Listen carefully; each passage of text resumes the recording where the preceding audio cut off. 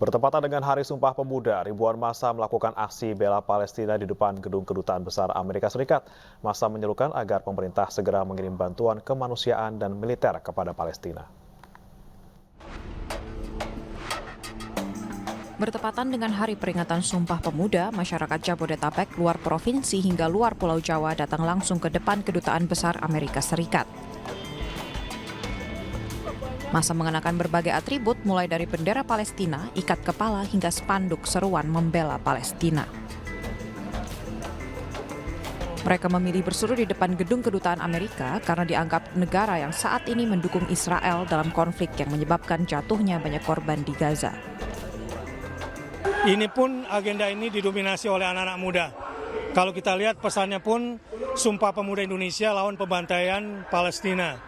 Dan kita mengajak pemerintah Indonesia yang sudah bagus, baik di PBB maupun di OKI, di ASEAN, di G8, tetapi kami ingin segera ada langkah-langkah konkret, terutama membuka pintu Rafah untuk para kemanusiaan. Kalau perlu mengirimkan TNI-nya untuk menghentikan. Massa berharap pemerintah Indonesia dapat segera mengirimkan bantuan kemanusiaan, juga bantuan militer untuk Palestina. Dari Jakarta, Jen Cahyani, Sadu Santo, iNews melaporkan. Dalam rangka mewujudkan pembangunan merata dan berkeadilan, pemerintah Kabupaten Badung, Bali menyerahkan bantuan keuangan khusus atau BKK senilai puluhan miliar rupiah untuk masyarakat di Kabupaten Karangasem. Bantuan sebagian besar diberikan untuk upaya pelestarian budaya Bali.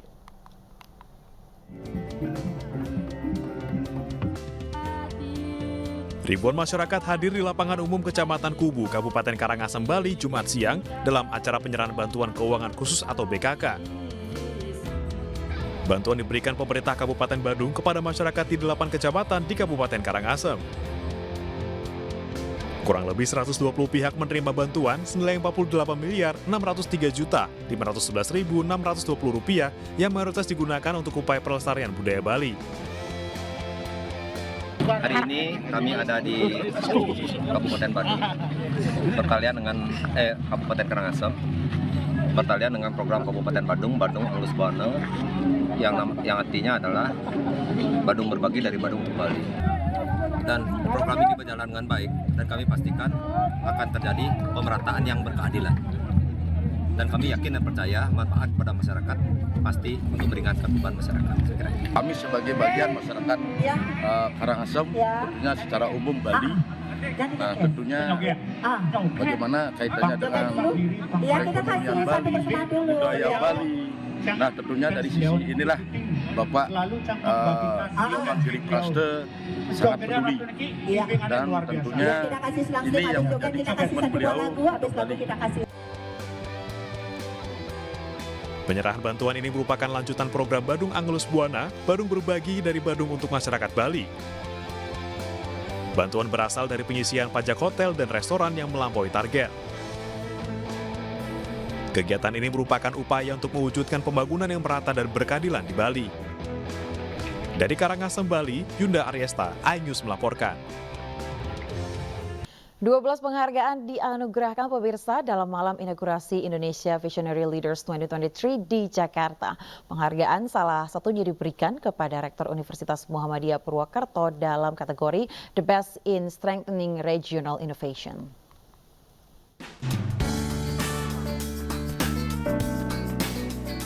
Malam inaugurasi Indonesia Visionary Leaders 2023 digelar Kamis lalu di MNC Conference Hall Jakarta.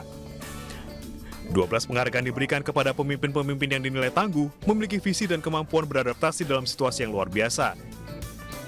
Penghargaan salah satunya diberikan kepada Rektor Universitas Muhammadiyah Purwokerto, Jebul Suroso, dalam kategori The Best in Strengthening Regional Innovation.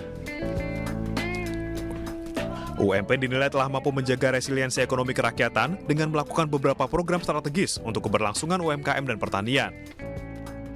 UMKM.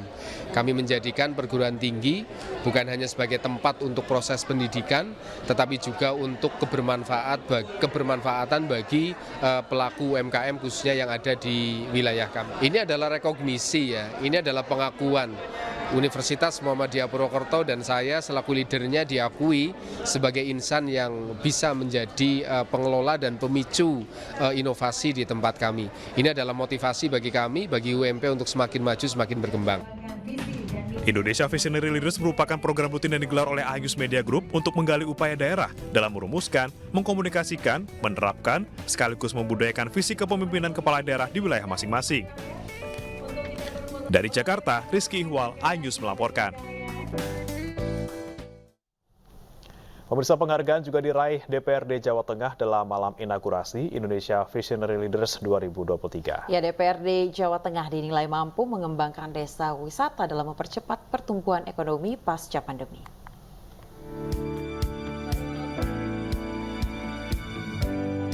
DPRD Jawa Tengah meraih penghargaan dalam malam inaugurasi Indonesia Visionary Leaders atau IVL 2023 di MNC Conference Hall Jakarta Kamis lalu. Penghargaan kategori The Best in Local Wisdom Empowerment diterima oleh Wakil Ketua DPRD Jawa Tengah, Ferry Wawan Cahyono. DPRD Jateng dinilai sukses menginisiasi kebijakan pengembangan desa wisata dalam percepatan pertumbuhan ekonomi pasca pandemi. Saya secara pribadi tentu penghargaan ini akan semakin memotivasi kami secara pribadi maupun kelembagaan DPRD Jawa Tengah untuk terus memberikan yang terbaik bagi masyarakat Jawa Tengah, terkhusus dalam rangka untuk upaya memberikan dukungan terhadap pemulihan ekonomi, khususnya pasca pandemi.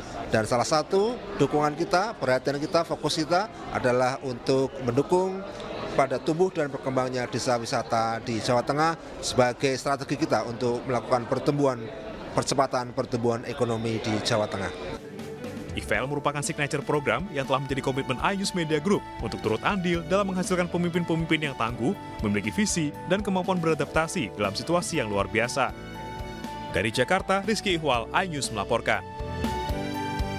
Setelah itu pemirsa, ratusan pendukung klub Barcelona dan Real Madrid nonton bareng untuk mendukung klub kesayangan mereka bertanding pada pekan ke-11 La Liga. Acara semakin meriah saat legenda sepak bola Spanyol Gaisca Mendieta hadir di tengah-tengah penonton.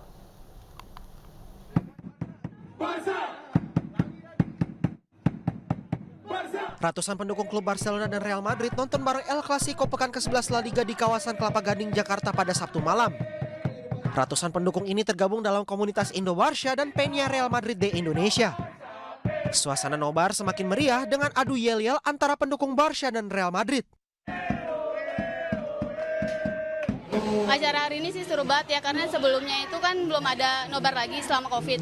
Nah, saat ini ada di nobar ini, ada games, ada door prize, terus kemudian ada Mendieta juga. Jadinya lebih seru juga sih buat tim Barca kayak gitu. Apalagi sekarang kan nobarnya itu bareng sama PRMI juga, jadinya lebih effortnya lebih gede aja tuh. Kalau keseruan nobar tentu ramai banget hari ini gitu di Sedayu City. 10.000 ada Bang. Nah itu dia, 10.000 ada lah. Mendapatkan hadiah, udah dapat hadiah masing-masing. Ribuan kita yang hadir sih. Iya. PRMI ada dan umum ada gitu. Legenda sepak bola Spanyol Gaisca Mendieta turut memeriahkan acara dan berbaur dengan para penonton. Selain nobar, beragam keseruan lainnya tersaji mulai dari dihadirkannya konsol game hingga berfoto bersama. Dari Jakarta, Muhammad Zulhilmi, Wildan Aulia, Ayus melaporkan. Seluruh rangkaian pertandingan Asian Para Games 2022 di Hangzhou, China telah berakhir. Ya, Indonesia dipastikan finish di peringkat ke-6 pemirsa pada klasemen akhir perolehan medali, melampaui target 10 besar yang sudah dicanangkan sebelumnya.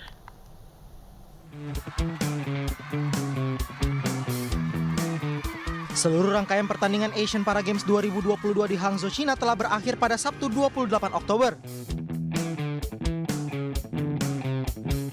Tuan rumah Cina dipastikan keluar sebagai juara umum pada ajang ini dengan mengemas 214 medali emas. Sedangkan Indonesia dipastikan finish di peringkat ke-6 pada klasemen akhir perolehan medali dengan 29 medali emas, 30 medali perak, dan 36 medali perunggu. Chef de Mission Asian Para Games 2022 Angela Tanosudibio menyebut torehan ini melampaui target kontingen Indonesia. Selain itu, Angela yang merupakan perempuan pertama yang memimpin kontingen Indonesia di Asian Para Games itu juga mengatakan raihan ini membuat Indonesia keluar sebagai negara ASEAN yang finish terbaik di Asian Para Games 2022. Perolahan ini tentunya jauh melampaui target awal kami yang sebelumnya dicanangkan yaitu 19 medali emas, 23 medali perak, dan 25 medali perunggu. Bahkan peringkat Indonesia ini adalah peringkat 1 untuk negara ASEAN dan bisa disimpulkan sebagai prestasi terbaik Indonesia dalam keikutsertaannya di ASEAN Para Games di luar menjadi tuan rumah. Catatan ini menjadi modal positif para atlet Indonesia untuk mempersiapkan agenda internasional berikutnya, yaitu Paralimpiade Paris 2024 mendatang.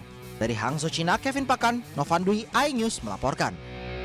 Kalau misalnya Anda bingung nih ya, ingin menikmati sajian Nusantara yang enak-enak, yang seakan membawa kita ke kampung halaman, ini ada resto yang menarik Ayah ya. Wow, ini ada sebuah resto pemirsa yang berada di Kebon Siri, Jakarta Pusat yang hadir untuk Anda yang ingin mencicipi makanan dan juga kopi khas Indonesia. Ya, dan informasi ini sekaligus menutup iNews pagi hari ini. Akhirnya saya Breman Atenaya. Dan saya Ayah Nupus pemirsa, pamit undur diri. Terima kasih atas kebersamaan Anda. Selamat pagi dan sampai jumpa.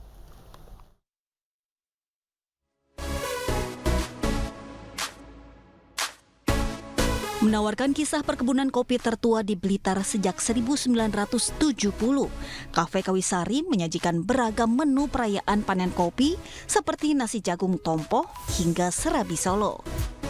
Mengangkat menu pedesaan dengan resep tradisional budaya Jawa, makanan di restoran ini disajikan dengan sederhana dan bersahaja, namun nikmatnya luar biasa. Jadi pengunjung ke Kawisari itu mereka seperti pulang ke rumah mereka sendiri gitu, karena di sini mereka selain bisa menikmati makan makanan tradisional, terus kemudian bisa menikmati kopi dan juga ada jajanan-jajanan pasar yang disediakan di sini. Tak hanya makanan tradisional, beragam sajian kopi pun tersedia di kafe ini, mulai dari kopi klasik hingga kopi kekinian. Bahkan, suasana yang nyaman dan instagramable tak jarang membuat pengunjung ramai berdatangan. Yang membedakan menurut saya itu cara penyajian makanannya yang pertama, lalu kemudian suasananya, dan ketiga itu juga dari ciri khas kopinya sih yang berbeda banget. Itu yang membedakan menurut saya. Mungkin dari bangunan fisiknya Kak, yang bernuansa kayak di negeri dongeng. Banyak barang antiknya, itu yang membuat tertarik. Buka dari jam 8 pagi hingga jam 11 malam, kafe ini cocok untuk sarapan maupun makan malam. Nah pemirsa, di depan saya sudah ada beberapa menu makanan dan juga minumannya nih. Nah saya mau coba yang paling menarik perhatian saya apa ya. Nah ini pemirsa. Ini nama menunya nasi besek jagung tompoh. Yuk langsung kita coba.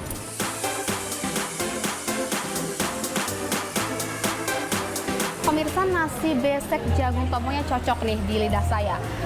Nasi kuning berwarna cantik dipadukan dengan gurihnya ayam goreng dan juga ada tekstur empuk dari bakwan jagungnya. Nah, ada yang lupa nih.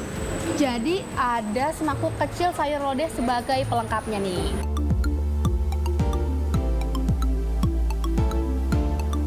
Setelah makan menu utamanya dan juga dessert, saya mau minum minuman yang manis-manis nih. Di sini saya punya kopi butterscotch. Dan fun fact di sini, kopinya berasal dari perkebunan sendiri dan langsung dipetik oleh ratusan wanita di sekitar perkebunan. Unik ya? Yuk langsung kita coba. Sudah makin penasaran dengan beragam makanan dan kopi di restoran ini? Dari Jakarta, Nisa Sahib, Indra Okta, iNews melaporkan.